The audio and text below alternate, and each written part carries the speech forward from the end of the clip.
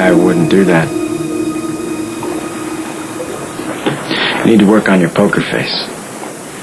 Tend to bite your lip when you're about to make a risky move. Better show a little caution or I'm going to win. I don't do caution. You're the one who wanted to play this game anyway. I'm just being an obliging captive. Oh. Is that how you think of yourself? For a second there, I thought you were actually enjoying yourself.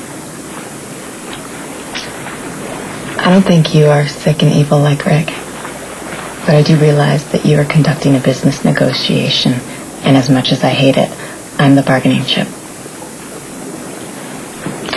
And in some crazy way, it's civil. But my only focus is going home and being with my family. And when that day comes, believe me, I won't miss you.